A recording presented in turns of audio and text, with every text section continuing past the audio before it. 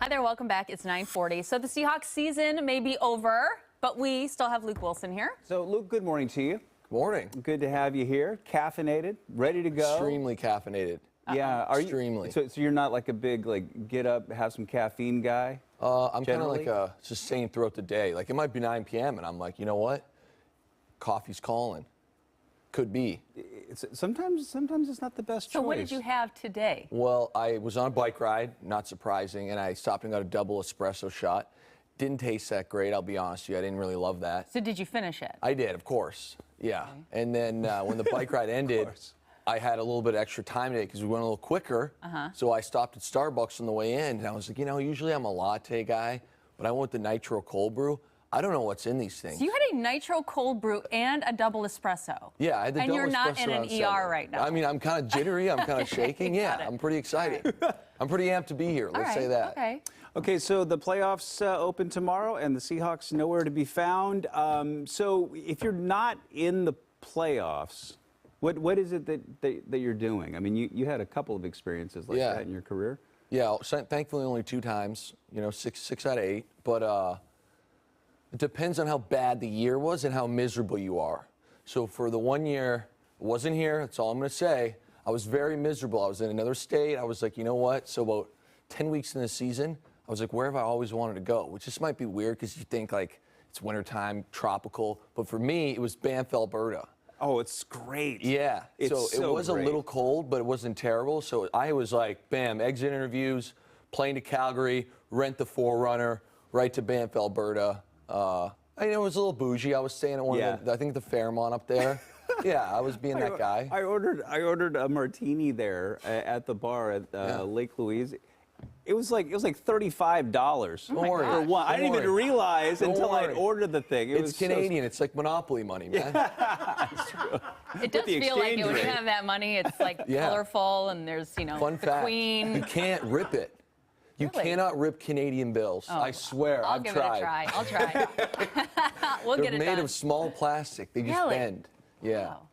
The things you learn. Yeah. On this show. I feel like I'm enlightened. All right. So, with the Seahawks out, who are you rooting for? Probably Green Bay, to be honest. Why?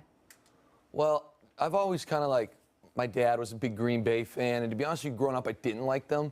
But after playing in Green Bay and kind of seeing that community, like you drive these buses through like a residential neighborhood and every barn is like painted with a Brett Favre logo from 25 years ago. It's just like a cool community. I think the atmosphere there is cool. I think it's a little more pure. Like some of the new stadiums, it's very like advertising and it's kind of more about the money than it is the on-field product. Okay. Or Green Bay, I think just has fans are the owners. Yes, it's just there's a purity about that whole organization. And I think it'd be fun for them to kind of win another one.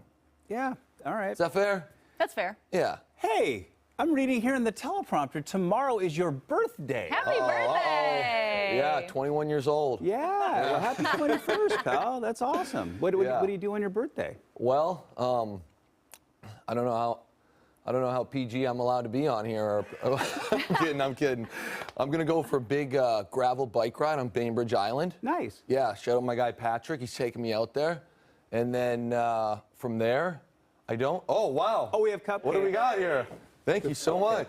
Wow, this is a surprise. Yeah. And those are from Elizabeth. Did Elizabeth make those? Yes. Yeah. Yes. Thank you. So our Elizabeth in production made those. Shout out Elizabeth, right? I'm pretty amped She's a really good baker. Caffeine and cupcakes to start the morning off. What a day. Let's go. What a day. Let's go. That sounds great. Hey, you know what? Watching the Hawks play on Sunday, and they look great. And Russell looked terrific. And I'm watching this game, and I'm thinking, all this talk about Russell leaving and stuff, all of a sudden it just became impossible to imagine the Seahawks without Russell. Yeah.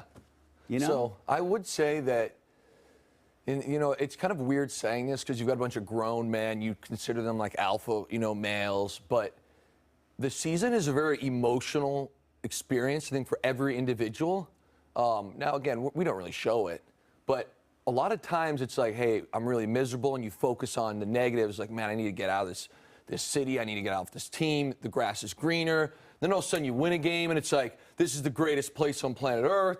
I need to stay here as long as I can. So I think, there's been a lot of chat. Is he staying? Is he going? I think for both sides, both the front office and for Russ, probably need to take a step back, let the emotions calm down for a few weeks and then go from there. Okay, so if you're John Schneider, the Seahawks GM, and you're talking with another team about potentially moving your franchise quarterback, who are you talking to, and what would that deal potentially look like?